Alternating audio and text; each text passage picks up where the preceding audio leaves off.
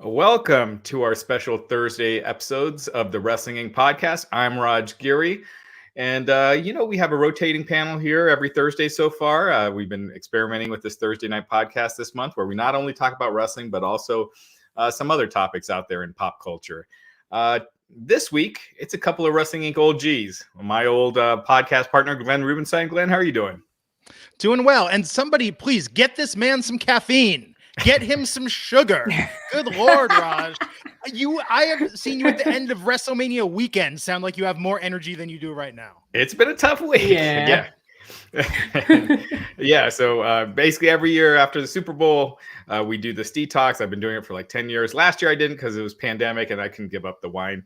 But this year, doing it again after skipping last year, and then all hell breaks loose this week with all the news and just craziness. So not sleeping, I'm off caffeine and alcohol and sugar.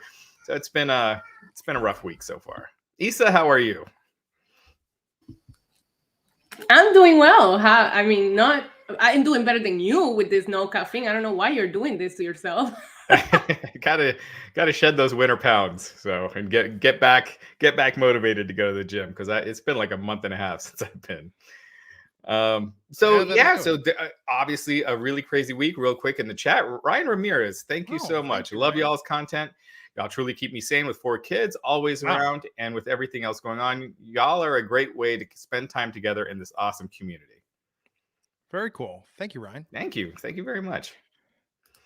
That's amazing. So obviously Monday night it comes out. Stone Cold Steve Austin is in talks for wrestling at WrestleMania. Once that comes out, it's happening. And then when you heard that news, Issa, I'll go to you. When you heard that, you're like, okay, this is the biggest story we're going to hear for, in a long time. Yeah. I am still laughing at the fact that Stone Cold is not the top priority on everybody's radar right now. The fact that nobody was even talking about it by Tuesday morning is mind-blowing to me because that's a big deal, right? But I would assume that the rest of what happened on Tuesday would definitely take top priority. Right. Yeah. Glenn, what were your thoughts? Do you think there's almost a sense of disbelief, kind of I'll believe it when I see it, or well, this possibly can't be like a full, he's not going to come back and do what Edge has been doing. This is going to be a glorified, like very light bump match, come out, toss some beers, throw a few stunners, very greatest hits. Kind of like going to see Frankie Valli in concert these days, or Wayne Newton. You're there. It's not what it once was, but you could say you saw them. Amazing that he didn't do this during the cinematic era when talk about having an easier go of things. I'm excited, but I am going to suspend my expectations until I see it because I do not want to be disappointed. Yeah, you know what? Austin has clearly been working on this for a while. I have a feeling. Look, Shaq hasn't wrestled in 49 years, and he was able to have pull off a decent match, with enough practice and everything. I'm sure Austin will work with Owens ahead of time. I'm sure they'll plan out a match. You look at Rock versus Hogan. With how hot that crowd is going to be, right, you don't need to do too much to have an awesome match. And I think Austin Kevin Owens can just do a lot of brawling, not a bunch of drops on the head, and I think it should be really good. When I believed it was actually happening, when WWE put out that digital video of Kevin Owens saying like Kevin Owens shoots on Texas, or like talks trash about Texas. It was like, okay, now this is actually happening. And that seems like the kind of very thin storyline we're going to get around this match. Yeah. I mean, when they first started doing the Texas polls online, it's like, what is this? I mean, how far are we? This is just beyond lame. And then, once the news came out because they did not announce Austin's opponent, I think Dave Meltzer kind of more. I mean, it was clear once Sean broke the news about Austin, and then you saw the promo about Texas earlier in the show. It was clear that that's where they're headed. But if you could pick an opponent for Austin's return, would it be Kevin Owens, or who would you want to face him? Issa, I'll go to you first. Brock Lesnar. Brock Lesnar. There's some history there. No, if you go to Brock's book and you read the reason why, I guess Vince McMahon wanted to put that fight on a Monday Night Raw, and both of these men refused because this is a money match and it should have been on a pay-per-view, and that's the reason why we never saw the match. I would personally just make that happen. Like, those names alone headlining one of your nights will be absolutely insane. So that's what I would personally like to see him against. Glenn? It's tough because I think that, yes, if you have Brock or Roman or someone or Edge, there's a certain class of performer where it's going to be seen as a competition and more of a dance. My worry is I think Kevin Owens is just a notch above what they had him do in Texas last time, where he's coming out there and like giving stunners to the New Day, you know, in the League of Nations, which that's how long ago it was. Texas WrestleMania last time. The League of Nations, still a thing. Cody Rhodes, that was his last WrestleMania. Yes, that's right. Yeah. Hell of a match too. So I think with Kevin, look, Kevin carried Shane McMahon to a pretty good match. Kevin's good, you know, so Kevin and Stone Cold, I think, could have some real chemistry together. Yeah, and I don't think it's going to be a really short match, just because they're using this to sell tickets. You know, Austin at WrestleMania 32 was a surprise. They weren't using that to get people to the arena. In this case, they're using that to get people there. It's going to be drawing people in. I think he has to do more than just a quick stunner and then drinking beer. So I think we're going to see a real match here. And that's going to go, you know, 10, 15 minutes, who knows, with a bunch of, you know, some stalling, some smoke and mirrors, but I think they'll do a good job. He's going to take a victory lap. He's going to go sign some autographs in the crowd, get some selfies with some Steve Weisers with everyone in attendance. I mean, I think he's going to spend easily as much time hamming it up and grandstanding as he does actually bell to bell. Do you think this is it? Do you think it's a one-off? Issa? Yeah, I mean, I would assume so, because he's never that much desire to come back. He always, you know, and I mean, he's 57 right now, I believe, right? So what else can he probably have one of his best runs right now in AEW, but it's very limited, and they're keeping him in the ring very limited. My biggest concern here with WWE is you're running out of names to pull out of your hat when you're getting desperate. Yeah. This is probably the last one that you have left to pull. What are we going to do when there's no left for you to try to sell tickets? Yeah. Issa, sorry, you're buffering a little bit. Oh. Are you seeing that too, Glenn? Or is it that? Yeah, just a little. To your point though, Raj, see, I think if he doesn't embarrass himself with this match, and I'm not saying he's going to, I'm just skeptical. I want to be delighted. I want to be impressed. But if this goes okay, he's definitely in for at least one KSA payday. I mean, why would you pass up on that? I think if he's getting himself in ring shape, I could easily see himself, you know, coming back for, you know, a few more. A KSA, that match with Goldberg, I bet you they would love that in Saudi. You know, that's a dream match that never happened. And that seems like right up the KSA alley. So that would be a fantastic story. In that, I mean, that's probably the ultimate, in my mind, the ultimate 90s wrestling fan match to have. I almost wonder though, maybe they try and sneak it in. Maybe he shows up Saturday in Saudi Arabia. If there's a payday to be had there, why not kick it off and give them that value add and start the buzz? And then have him show up on, now Kevin Owens, I don't believe is going to be there, but why not have him there and then show up on Monday Night Raw to cut a promo and talk about WrestleMania? You know, I think that's a good twofer where he gets paid and he doesn't really have to do anything. Yeah. Get a couple comments here, and then we'll go on to talk about Cody. Anthony Y saying, "Hey Raj, I'm going to meet Sting a week from Sunday. What hard-hitting question should I ask him? Maybe his thoughts on Cody. Cody, no caffeine. Cody leaving AEW. I would ask him how he would compare Vince McMahon, Tony Khan, and Eric Bischoff. Not many people have worked for all three, so that's that'd be interesting. And the fallout he had with Ultimate Warrior. What exactly happened there? I think show up with a copy of Synchronicity and ask him to sing Desert Rose. Just he always appreciates that. You know? I dream of rain. You have to think. I don't know if Sting does karaoke, but you have to think that has to have happened at least once.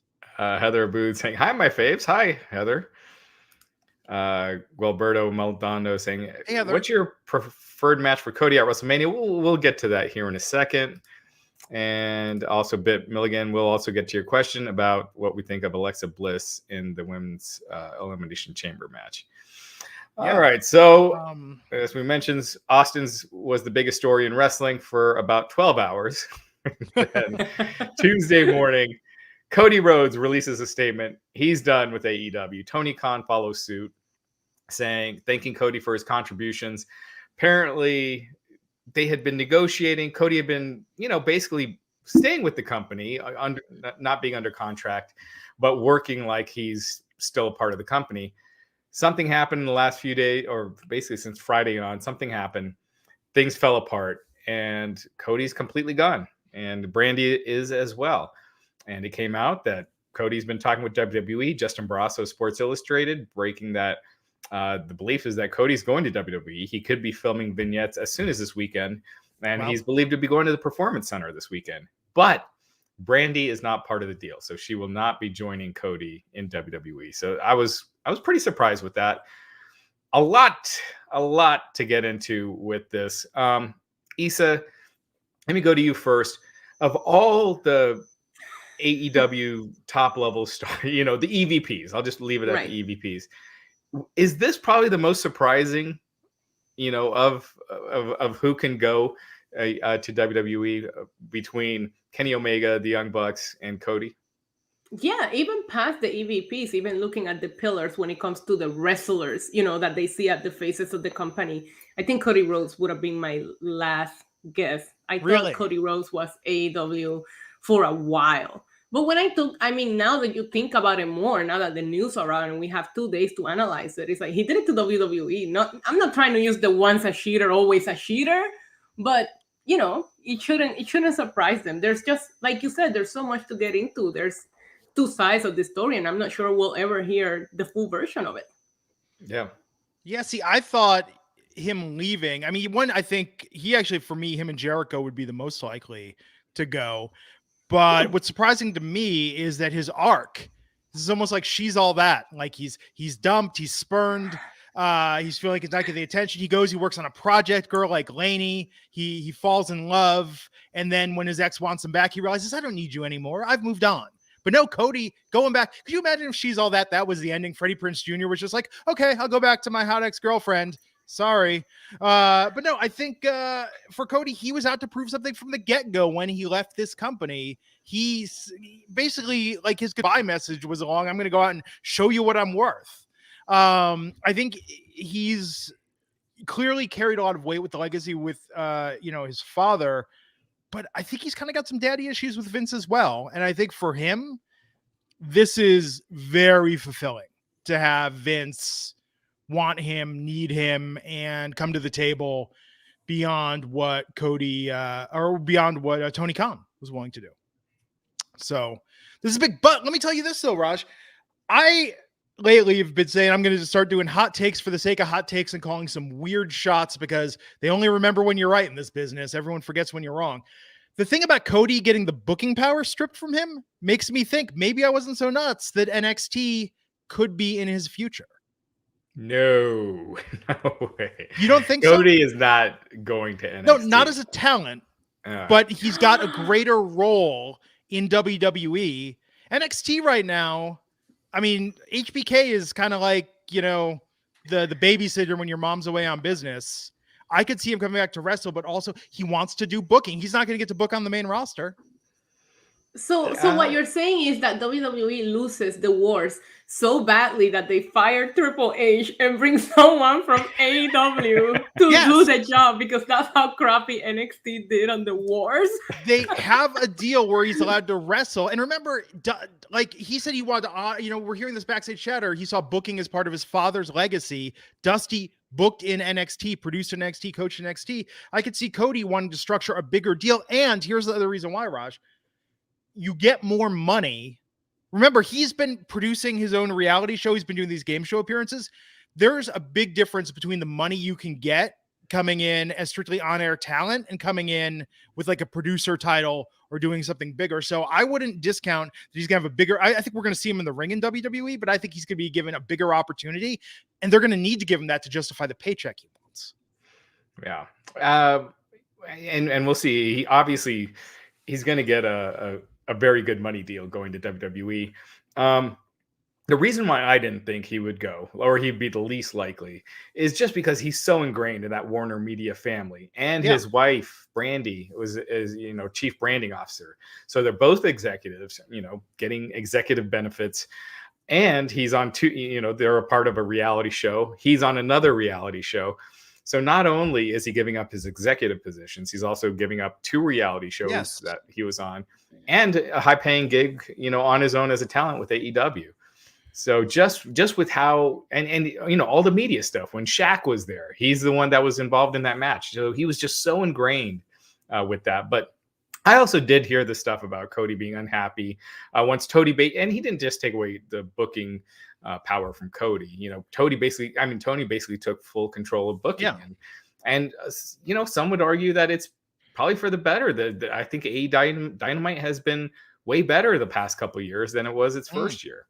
So, but I could see him getting hurt. But anyway, him going to WWE, the thing that surprised me is Brandi's not part of that package, because, again, she gave up an executive position in AEW, and she clearly wants to still be a wrestler. She's still training.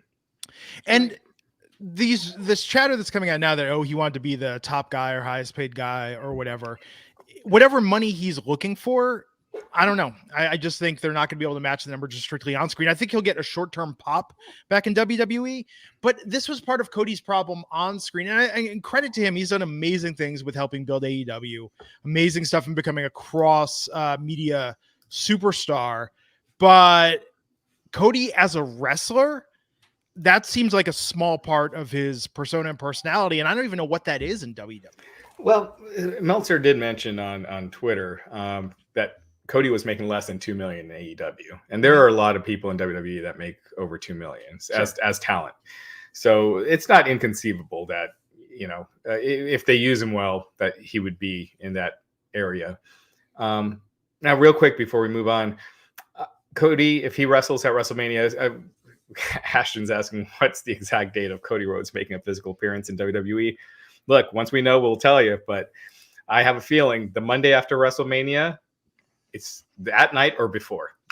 You don't think they do it ASAP just to get all the momentum that's going on right now? Unless, I don't know if AEW, I would assume there had to be a big separation agreement between these two. If he's post contract.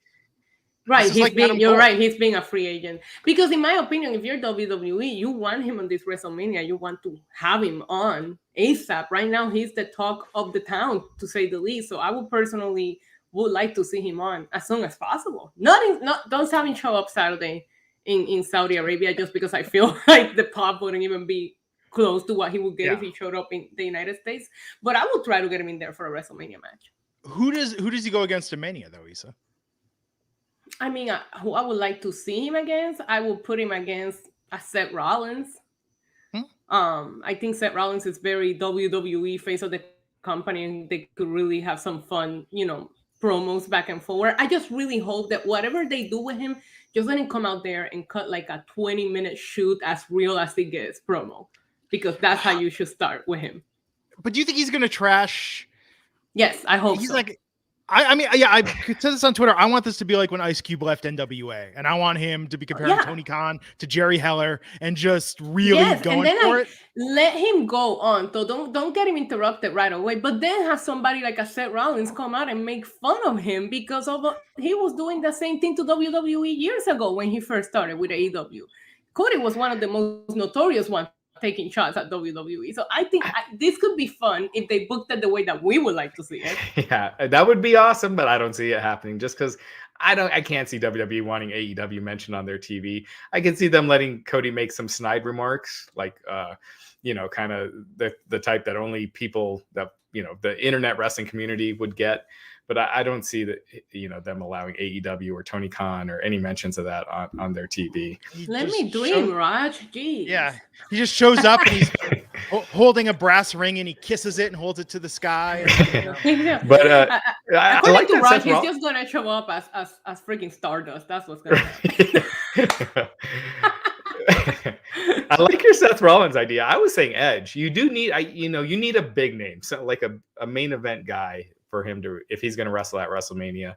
And I agree with you. I don't think he should appear the night after WrestleMania or the Raw after WrestleMania.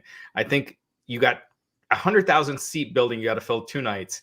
You're about halfway there, for both nights. You need to really build a bunch of momentum for the show, and I think Cody just adds to it. And I would not have him appear on TV. Just do vignettes and say he's going to be at WrestleMania. Edge challenges him. They say it's on, and a couple vignettes, and that's it. But I mean, we're all in agreement though that Cody leaving AEW makes Cody the most interesting he's been in quite some time. Oh yeah. Well, and he's cooled off in AEW a lot just because of all the guys they've been bringing in between Punk and Danielson. So yeah, I mean, he's definitely he I wouldn't put him in the top 5 buzziest names in AEW over the past year. Agreed. Yeah. I think his cool off for me started during that whole Anthony Ogogo, the whole build up and that match. From there, it just felt very stale for me when it comes to Cody Rhodes in AEW. He lost me with the neck tattoo. That's really when Cody momentum. What are the odds that he has that in 10 years? Or does he do like the Undertaker, laser, where it's like just fading away slowly over 3 years? He has to cover it up with an even bigger piece now. So No. But speaking of which, though, because we talked about this the other night, the real feud, though, to capitalize on this is Cody. The real match is Cody versus Triple H. Right? How's Triple H doing? I don't think he's going to be ready anytime soon. Yeah. So it wouldn't be this year, I'm pretty sure. But again, it's so quiet that it makes me almost think it could be happening. Like we almost, you know what I mean? Like when a talent goes too dark, then you almost wonder if their return's imminent. Think about the possibilities of, and I know I don't want to jump that far ahead, but WrestleMania in LA, we could possibly get Cody, Triple H, The Rock, and Roman, Ronda, and Becky. Like this WrestleMania might have more hype around it than the one coming up in a few months. Yeah. A couple more questions, and then let's move on to Elimination Chamber. Jax Collins, he's leaving. Got to go recording a song. Oh, Jax. Love chat, Raj, Glenn, Nisa. We got to have Jax on when we do Cobra Kai again. Let's see here. How Bill Milligan asking, how come we haven't heard about the Hall of Fame this year? I have a feeling they don't have Hall of Fame tickets to sell this year because it's after that's right. I have a feeling there's Dave Meltzer reported that there's another huge Austin level surprise for WrestleMania. Really? What do you think? When you say that, it's 2 names to me. One would be The Rock, obviously, but he's not going to be wrestling, I don't think, at Mania. So either he comes out at the end, confronts Roman Reigns, but that you can't sell tickets ahead of time with that, unless I guess you could say The Rock's going to be there, but you can't say, you can't. I don't think you could really advertise The Rock approaching Roman Reigns. Or then the other thing is you have the Undertaker's Hall of Fame induction there. Yeah. You do the others on SmackDown, and then the Undertaker's, you do it in the ring. One of those WrestleMania nights, it'll take 20, 30 minutes, whatever. The big entrance, he does his farewell that he never got to do in front of fans. He did it, in front of screens. And so I think that's something that could be a draw too. Yeah. Yeah.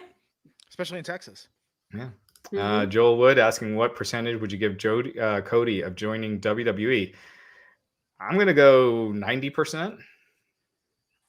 What would you guys think? I mean, unless he's talking to Shane McMahon and they're plotting something. I think. I don't know. He could be talking to EC3 and Braun Strowman and joining their brand new division. I finally saw one of those videos. Oh my God. Oh my God. More power to him. I mean, just post on Craigslist for some film student. I mean, anyone could do something better with these things. That was really hokey. Tell us how you really feel, Glenn. Tell us how you really feel. I mean, there's so much creativity in wrestling. Think about all the great promos that like Ali shot on his own or Darby Allin shot on his own. I mean, we've seen the era of the auteur in professional wrestler, and control your narrative, ain't it? You know? Yeah. All right, Elimination Chamber this Sunday. Let's run down this really quick. I think most of them seem pretty obvious. The one I think is the WWE Championship match that I feel like there's two different ways you can go, and anyway, we'll get to that. Miz versus Rey Mysterio. Quick picks. That's happening. Yeah, that's happening. Probably Rey Mysterio. Yeah, because he's. I think they're going to give it to the names whenever possible. There, I think Dominic messes up and costs Rey the match. Miz wins, and we finally start getting the split heading into WrestleMania, and then that's the WrestleMania match. So I'm at odds with you guys on that. Ronda Rousey and Naomi versus Sonya Deville and Charlotte Flair. Oh, Ronda and Naomi. Yeah, agreed. Falls Count Anywhere match: Drew McIntyre versus Madcap Moss. True. Okay, but I feel like this could go either way because they seem to be pretty high on Madcap Moss, but I'm gonna say Drew McIntyre. I'm gonna be safe and say Drew McIntyre. Does Madcap Moss cause an international incident with a joke that falls even flatter than usual? His jokes are so non-controversial that as long as it's not about Saudi itself, I think he'll be all right. We'll see. I think Drew as well, but I think it's going to be competitive. I think they're going to give Madcap a lot. A lot, and he's been doing a good job. For what he's doing, I think he's been doing pretty well. SmackDown Tag Team Titles: Usos versus Viking Raiders.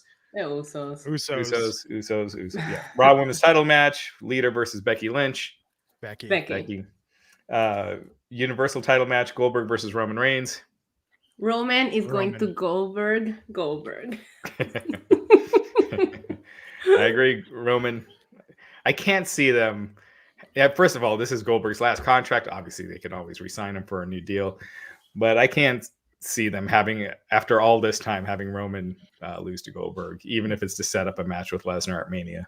But your point though earlier, the Raj, is good. I think Goldberg versus Austin could be like a huge payday for them both. That could be one of the biggest matches. You see what he almost did to The Undertaker? Do not put a returning Stone Cold Steve Austin with Goldberg in the ring. Just don't do the jackhammer. As long as they avoid the jackhammer, moves to the neck, he'll be fine. Speaking, he hasn't done it in years. But I wonder, man, that's a weird thing. Like there is so much personal animosity between the two of them. Like I not anymore, but not in real life. They're actually good friends. Oh, they are now. Okay, but they should play that up. For a while. Don't tell people that. Play that up. Yeah. Make it seem like Goldberg was on Austin's podcast and everything. Yeah, but I mean, even in the past, they've I mean, that's a match that could sell itself. I almost feel like the more angles you do, the more you'll water it down. Just show clips of them from the 90s. The dream match finally happening. Have them call each other copycats and good. Exactly. I mean, just keep it basic. That's all you need. Yeah, but no, I don't see Goldberg winning. This. Oh, and then the Elimination Chamber matches. Yeah, so the women's Elimination Chamber: Doudrop versus Liv versus Rhea Ripley, Nikki Ash, Bianca Belair, and Alexa Bliss. Bianca. Yeah, probably Bianca. And she's gonna. I think she'll beat Becky at WrestleMania. Really? Wow. I do.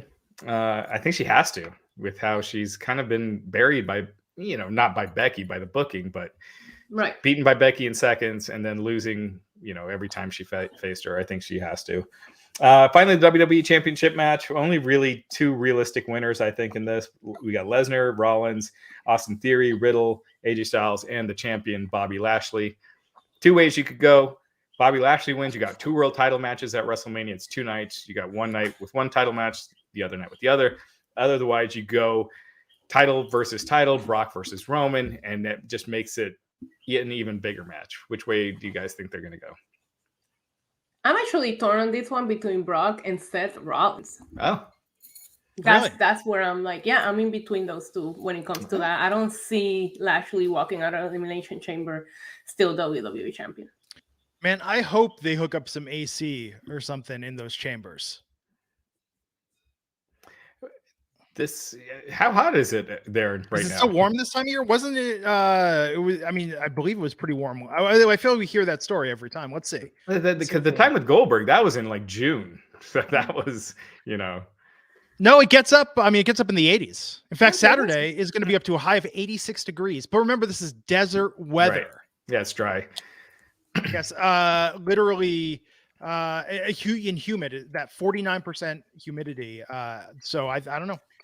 We'll see. I feel like we hear that story every time, but no, look, I think it's gonna be an amazing match. I think Brock comes out last, and then this is finished very fast. I'm going to go Brock. I think Brock wins. I don't think he loses again because that would be 2 pay-per-views in a row. I don't think they've ever done that with Brock. So I think he wins here. Yeah. And so when you got Austin one night, you don't need 2 world title matches. So you got Austin versus Kevin Owens headlining one night, and then that just doesn't sound like a Cody Rhodes match. And possibly a Cody Rhodes match. Think about it. If you keep adding these things, then that makes that world title match. You can afford to do title versus title just to put more stakes behind Brock and Roman, because we've seen them wrestle so many times. This needs to be like higher than what we've seen before. Yeah. Some sad news. Good friend of the show, Brendan Hall, saying not trying to bring the show down, but wanted to thank you guys for all you guys do. You guys have kept me distracted as I've been dealing with the passing of my sister yesterday from a 4-year battle with cancer. Thank you. Brandon. So sorry, Brandon. Yeah, Brandon, I'm obviously so sorry to hear that. You're in our thoughts. Thoughts and prayers. Really sorry. And I hope we're able to provide some distraction. Man. Well, so keep strong, Brandon. So Elimination Chamber this Saturday. It'll be me, Issa, and Liam covering the podcast after the show. Liam, our TikTok guy. He's awesome. Yeah. Who? Our TikTok guy. Oh, I like Liam. I just don't know who Liam is. I was just asking a question. Did you just no sell Liam, Glenn? I know. We've got to let Liam know. I didn't know who Liam. I apologize. I am not on the TikTok with the kids and the internet. He looks like Spider-Man. Oh, well, there you go. Yeah, I think so. It turns out they weren't talking about me, Issa. They were talking about him. Oh, Raj. So, all right, Cobra Kai. Yes. We pivot Cobra Kai. Some non-wrestling topics. Cobra Kai, one of my favorite shows that's come along in the last 10 years. Yeah. It's probably one of my it's in my top 10 favorite shows of all time, I think. Wow. Wait, That's of all incredible. time? When I think about it. He's even wearing a hoodie. Come on. Yeah, I got the hoodie. I mean, when I think, well, maybe, I don't know. It's close because, when I think of Seinfeld, Sopranos, Simpsons, and then, more modern day, that's got to be up there. Breaking Bad. Yeah, I think it's probably in my top 10. So season 4 came out at the start of the year. If you haven't seen it yet, you might want to shut this off because there's going to be spoilers galore. Yes. Season 4, when I was done watching it, as soon as it was over, I was like, man, this was the best season yet. It was awesome. Mm-hmm. The more I thought about it, I think anytime you see a great season of something, you forget how great the other seasons were. Yeah. And so I'm not sure exactly if it was the best of the 4, but I thought it was a really solid season. Glenn, what did you think? Season 1 is still my favorite, and I like the show. And every time I think that some of the conflict seems forced or they're going out of their way to keep it going, and the stuff between Daniel and Johnny is silly, they still find a way to pull it off and make me like it and want to see where it's going next. But I have to say, I could watch an entire show that was like season 1 that was just about Johnny, an 80s guy finding his way in the modern world. I think that to me is still the most interesting part of the show. I like the stuff with the kids. It is a little bit like Degrassi with karate. But I think that like Daniel almost doesn't need to be in the series anymore. I don't know. Like he's fallen the flattest for me the entire show. Like, and I think that they're doing a lot to honor the memory of, Mr. Miyagi as a character. They're telling good stories, but I mean, do you feel like with Daniel, sometimes like the sanctimonious emotion and the way he processes things, I feel that he's sometimes almost all emotional reaction, whereas a rational conversation would calm 90% of Daniel's issues. I got to say this. I found Daniel insufferable this season. Yeah. Every time it was a Daniel scene, unless Johnny was there, it's like, come on, let's and Johnny being along. an asshat makes sense. That's the character of Johnny. Johnny can absolutely be. And then everything is about Miyagi. He's like, spill some water. He's like, well, Miyagi once taught me that when you spill some water, you wipe it up. You actually clean your desk. Yeah, it's just like everything is a lesson from Miyagi. It was just driving me nuts. Even the clip hanging at the end was about him. It was too much. But you can't not have Daniel on the show. He is the Karate Kid. But Karate Kid, he's like collecting Social Security now. I mean, he doesn't look like it. He's 61, right? Wait, he's 61? Yeah, he's older than Pat Morita was when Pat Morita shot Karate Kid 3. That's how old. Crazy. That's crazy. Yeah. And the LaRussos in general kind of suck, except for the wife. The wife is great. I love the wife. But the daughter, I loved her in the first season. Started losing it in the second season. By the third, she was pretty annoying. This season, I just could not stand her. I wanted Tori to just beat the hell out of her. I'm with you on that, Raj. If I'm going to go on characters that I completely turn around, Daniel was one that, like you said, his scenes, I could have probably skipped through, and I was rooting for Tori hardcore. And I'm like, when did this happen? I thought this was the heel. This is supposed to be the bad girl. I was here for Tori. I thought she was probably my favorite character that I didn't really care about that much in the past season. In this season, she really won me over. Yeah, she's had a really good arc. But with Daniel, the stuff in the early seasons with him and Robbie and him and Miguel, I think was very interesting. And I think his perspective as someone who is an outsider his life story still is inspiring, but it's amazing that they've been able to tarnish that and make you just find him annoying at a certain point, because I think he's great in the movies, even in part 3. But the idea no, don't go there, Glenn. Actually, this season, I feel like he was as annoying in this season as he was in part 3. Part 3, but see, the entire reason the series makes sense, though, not just this season, but the entire series, the reason it makes sense, and they've explained this even earlier before Terry Silver showed up. They've basically said that part 3 is what gave him this like PTSD trigger about just how far can this go, how much he's under threat. I mean, remember, he was stranded on the side of a mountain with the tide coming in. They were going to kill him to steal his bonsai plant. I mean, he busted up his pottery shop or his bonsai shop. Whoever booked that movie, it's like the hero. First of all, they changed the rules so he doesn't even have to fight to get to the finals. The heel has to fight his way to the finals. Kicks everyone's ass. He's kicking Daniel's ass the whole movie. And the girl leaves before the tournament even happens. And then he wins on a technicality because the heel decides to just keep losing points over and over. And it was the under 18 tournament, and he's clearly a year out of high school. And Mike Barnes too. So really, Karate Kid 3. And one thing too, that I was so annoyed with Daniel this season that just a couple weeks ago, and I had tweeted about this. I was watching part 1 with my daughters. I'd seen it years ago with them, and they were too young. They thought it was kind of scary. But so I watched it with them again, and I found myself just defending Johnny throughout the movie. I'm like, well, Daniel shouldn't have been putting the hose over the stall, and and the girls were like, yeah, you're kind of right. And then they're like, why are you always defending the bully, Dad? I'm like, but there's a point here. And they brought that back. He's just misunderstood, And they brought that back this season with the Miyagi-Do's sort of like poking the bear, as it were. Right. Yeah. But I wonder, with all the heel face turns in this, I mean, Terry Silver better be bringing in Mike Barnes and some new people, because I feel like everyone's going to end up in the Miyagi-Do Eagle Fang side by the time the series is over. I almost thought they were going to have him at the end of this season. Like they were building it to. They got to save something. I mean, Heather Abud. See, I thought when he was at the grave and Chosen showed up at the end. See, I thought Hilary Swank was going to show up, but I guarantee you she's going to show up as next season. And next Karate Kid, Raj, you haven't watched the next Karate Kid. I still haven't seen it. If you didn't like part 3, I think like next Karate Kid is very back to the roots of the series. It's a very simple story. I also have not seen it. Maybe I should check it out. Yeah, I mean, it's it's in the 90s. Hilary Swank's like up against like some cadets at a military academy. It's a whole thing, but it was enjoyable. But no, I think that Terry Silver, I mean, let's talk about him for a second. And this is, I mean, And awesome in how he explained part 3 that like I was coked out of my mind in the 80s, terrorizing some kid to do a karate. I love that line. That was such a great line. I know. When he's like, it's insane when you think about it, you're like, it is. Part 3 went with that story.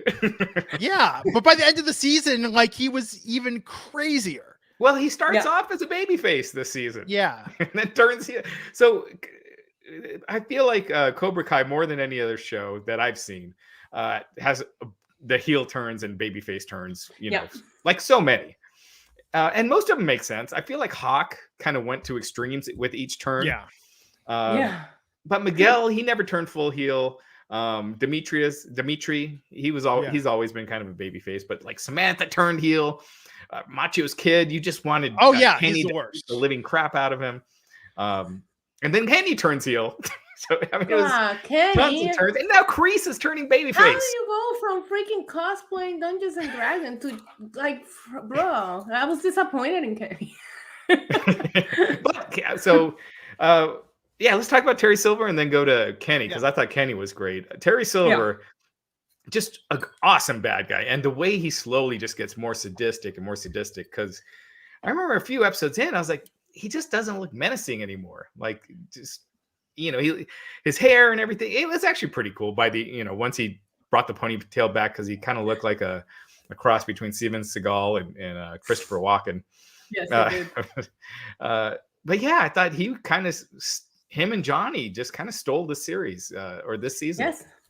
And he's technically a couple months younger than Machio is. Yeah. And he looks great. And when he was fighting, the fight scenes, you could tell it was really him for a lot of it. And he's moving great at 60. Machio does not look like someone that could really kick ass. Terry Silver did. And he's got the most karate martial arts background of anyone in the entire series that was on camera. Yeah. And he never stopped. He never stopped practicing. So... But he became a writer. He was a writer and producer on Grimm for many seasons, and he was doing screenwriting and great. I mean, this was a great return on his part. I think that his character was absolutely a joy to see his arc. Very evil by the end. Weird though, I have to say, friend of the show, Paul Walter Hauser. Weird seeing him back as Stingray in a more overtly comedic role, given how the tone of the series. In the short time he's been gone, has gotten so much progressively darker. Yeah, but they didn't put too much of him in there. I thought he was great. No, he was very good. He was really good on the show. But yeah, they did keep the over the top comedy, really kind of down to a minimum this season. Yeah, and it got dark with him too. Terry Silver just beats the living hell out of him, sends him to the hospital. What would be good? What's that? Speaking of getting dark, so how we're talking about how Daniel's gotten so boring, and spoiler alert again, if you haven't seen it, sorry, we had warned you about spoilers.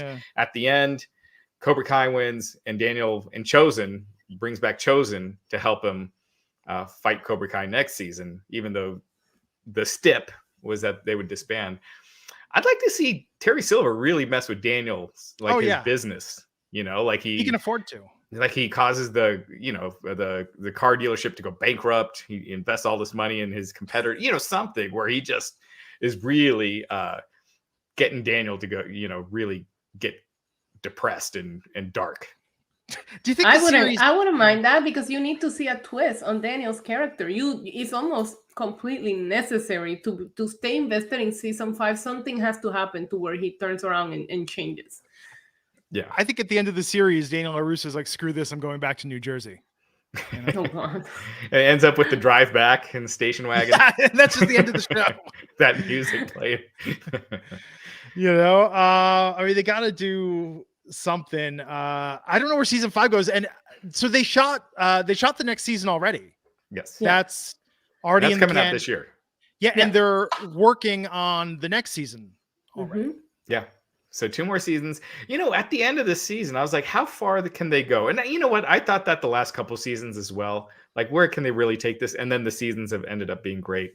So I do have faith in them. I do got to admit, Johnny, chasing Miguel down in Mexico doesn't seem appealing to me, but we'll see where they go with it. Do you think there's going to be a twist with the dad? I was trying to think that. Like, right. There was no one in the The movies. Oh, the guy that Daniel's neighbor with the Making Bacon shirt. Oh, Freddie Fernandez? Yeah, Freddie Fernandez. Or Frankie Fernandez? Freddie Fernandez. Yeah. That's a little too small world, I think. That would be a stretch. Yeah. Or he turns out to be this crazy karate master in Mexico. And, you know. I'm just trying to figure out how you tie in that story outside of him just going to get Miguel back, because you're right, that's not anything that I'm into unless there is some kind of twist in that time that he's out there trying to get Miguel back. Or he might just go and get him right back in the first episode, in the first 10 minutes, and we really just move on from it. Yeah. This show works really well, though, because of the binge model. I think week in and week out, a lot of these flaws would be much more exposed in the storytelling. I do think one thing with Miguel, because I really like Miguel. He's probably my favorite kid character on the show. I like him. I like Robbie, too. Yeah, I like Robbie. Robbie, much better hair this season. Much better hair. Oh my God, agreed. The one problem with that is that this is supposed to be like a year has passed from season 1, right? Between season 1 and or a year and change. And Miguel, he looks like he's been working out with 50 Cent. Robbie's all yoked and jacked, and like 20 years ago, 50 Cent, not a couple days ago. 50 no, I was talking about a couple days ago, all big and muscular. There's towards the end of it, he looks completely different than what he did a couple of seasons ago. I'm with you. So did Robbie. Robbie looked all grown up and bulked up, and I'm like, Jesus, like what happened? These are supposed to be kids. You can't buy him as high school kids much longer. Right. You gotta like move the story along like 2 years or something. Yeah. And I think biggest pop for me that I can't believe they made the reference to it was when they're trying to recruit women for the team. That Johnny brings up Ladybugs, the Rodney Dangerfield film starring Jonathan Brandis, where he disguises himself as a girl to play soccer. Like that was very out of nowhere, but it was definitely very, very funny. It was good. So Kenny, what do you guys think of with the whole Kenny character? I liked him in the beginning when he first showed up, like the little geeky guy that gets bullied. I had a feeling as soon as he walked in Cobra Kai, and I get it because the brother kind of like put him onto it, but I was like, oh, he's going to end up evil. I just had a feeling, and when it happened, I was so disappointed to be right, because I just really wanted him to stay a sweet boy that could defend himself and overcome the bullies, and he ends up becoming the bully. But as far as his performance go, I really liked him. I thought he was a great addition. I really did. I thought he was great. I wanted to see more of him. I hope there is. And I loved at the end when he took down LaRusso's kid and didn't take his wife. Maybe it's just a dark side I have. I was like, you mess him up, Kenny. Yeah. Glenn. Yeah. I think bringing him in was a very, very good way to really bring it home for Daniel to realize that he has raised the worst child ever with his son. Yeah. Seriously. Yeah. Robbie turned out way better. Johnny's kid. And Robbie was basically raised by wolves. Like Robbie was raised by like a pack of Doritos and a bottle of Mountain Dew. And he turned out better than Daniel's son. Yeah. Huggy One Legs pointing out that Miguel got to get big for his role in Blue Beetle. Oh, that's right. Yeah. Oh. What's Blue Beetle? DC. I think it's a streaming show they're doing. I'm gonna get some angry DMs. Superhero. I bet because it's a DC. No, he's got Blue Beetle's like C tier DC. Okay. Yeah. Is he actually Blue Beetle? Like, is he a superhero? Yeah, Blue Beetle is a superhero. DC, HBO Max. Let's see. Yeah, I believe he's in that, if I'm remembering correctly. With some advice for Issa. Issa, next time you're cut off tonight, please yell quiet. Excuse me. All right. Oh, I like 89 the British House saying sad that Bloodsport didn't take place in the Karate Kid universe, wanted to cross over with Frank Dukes. They were talking about that in some interviews, how they almost had to come up with some tropey stereotype karate film cliches. And that was so hard to do without being able to reference the crane kick or sweep the leg or Karate Kid. So they were trying to find other things that the kids could almost meme in their universe, which I thought was very clever. Bloodsport, the movie, right? Not the character from Suicide Squad. Okay. Yeah. There was that movie where they're at the theater and they're watching Bloodsport. Yeah, they were watching Bloodsport. Did I tell you, like, the dismay of my life that Frank Dukes, who claimed that was all a true story, made all that shit up and the Kumite doesn't even exist?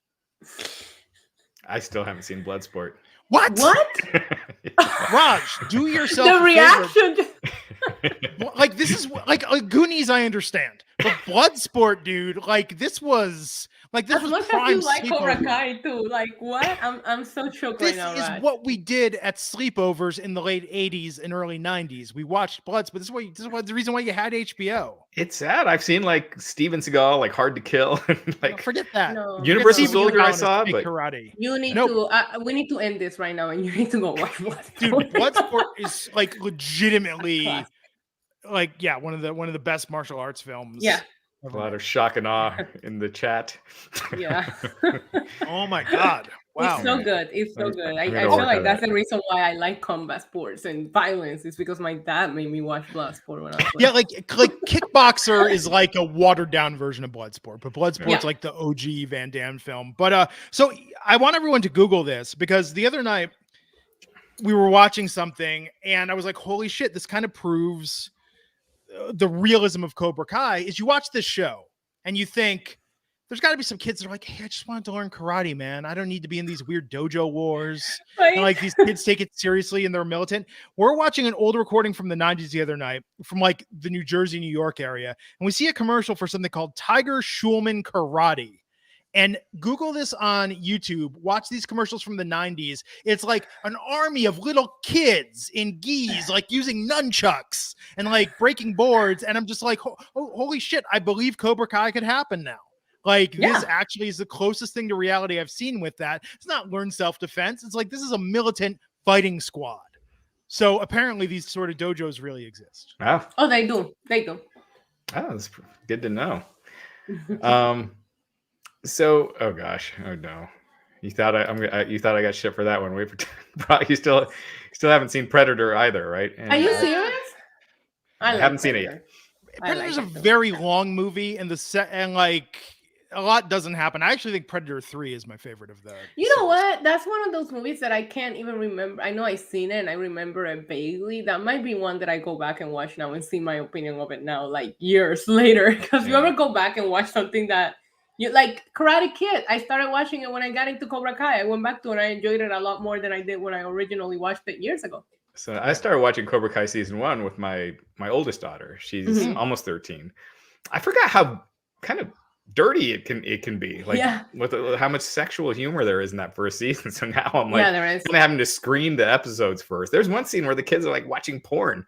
Yeah, and I was like, all right, well, I'm gonna have to screen these. Shout out to nudity for the swerve of making you think Tori's a stripper. And then oh my God.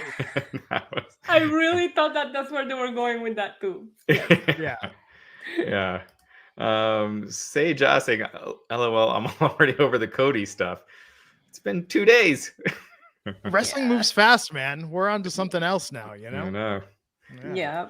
All right, so put a little lid on it. Cobra Kai. Who favorite character this season? Who stole it for you, Issa? Tori. Glenn. Really liked her. I think Terry Silver. I'm gonna go Johnny. I feel like Johnny. The show needs him. He's the lifeblood of that show. Yeah. But you know what's funny? When him and Daniel fought in this season, there was a part of me that still didn't want Daniel to lose because I still want the integrity of the original fight to like hold on. I didn't want it to even Steven. No, that finish was straight out of the Vince McMahon playbook. Of like, gotta keep them both looking strong, you know? Right. No, I agree. I'm with you on that, Raj. I was like, I didn't need that to happen. But speaking of fights though, like, cannot emphasize this enough. The All Valley scenes were incredible. And the end of season 2, the big school brawl was cool, but there was still a lot of camera trickery they used there and whatnot. You can see that these kids have gotten really, really good at what they do now. And the All Valley stuff, especially Hawk, like he would just look phenomenal in his fight scenes. You can see the budget's completely different now when it's on Netflix than when it was a YouTube Red series, because the music's better. They got Carrie Underwood, and I love that part where Carrie Underwood was doing Moment of Truth, and they had the tournament starting. I thought that was really great. Yeah, but you can tell there's more, not only budget and production value, obviously, but even in the characters, they just seem more invested. There's just, I don't know, or maybe they're more grown. There's just it feels different. I think that they're realizing how big the series is, and they're just putting that much more into it. Yeah. Okay. So we got some super chats before we take this home. Yep. Jared Wilson saying Austin style in-ring isn't as physical as most. If this goes well, could see him doing more matches. Austin versus Orton, take my money. Legend killer. Look, it's easy to avoid his neck. Just don't do back suplexes. Don't, with Brock, don't do Germans. And you can work a safe match with Austin easy. Once he had that injury with Owen Hart, he basically, kind of stopped a lot of the big moves, and it was mostly brawling. And he always had great matches. Yeah. And then Terry Allen Jr. asking the real question: WWE 2K22 My GM mode interested? I don't. So I got a PS5. Oh, okay. And I showed it to my daughters. They were so unimpressed. They don't care. I'm like, come on, we're gonna buy some games, and they're like, no, it's all right. So I'm trying to find time so I can start playing it, but I still haven't found a game yet. I mean, I got the new Xbox. I got the new Xbox, and Microsoft Flight Simulator. Like, holy shit, the photorealism on that with the map data is great, but it's not a game. But I just to play Fortnite, so it's like I feel like I have the most overpriced Fortnite machine on earth at this point. So I have a my PS5 point was I don't know well. Oh, sorry, Isa. No, I was just gonna say I have a PS5 as well, but I haven't played 2K WWE 2Ks for a while now because they're just being bad. So I just hope that this one is good, and then we'll see. I can't tell you what game mode of it I'm interested in until I know the game is even worth buying. Yeah. So have you done the GM mode before? Yeah. Nope. And did you like it? No. I just I basically just want to fight other people online. So this is you making. This is what I don't get. So you're making matches, and then the computer wrestles. I think you can you can wrestle them yourself if you want to, though, or you can simulate it. It's kind of like simulate it. Yeah, you can do either one. Yeah, like in Madden, they've had this for a long time, and they have this in the basketball games where you pick your team, your roster.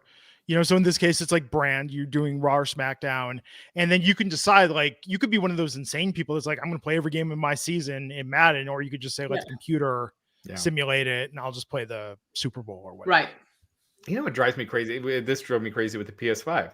Back in the day, you get the NES, you plug it in, you put your game in, and that's it. You're good to go. Now you're downloading updates and installs. Then you put the game in. You have to sign up and register, and then download that update. Sound like a dad.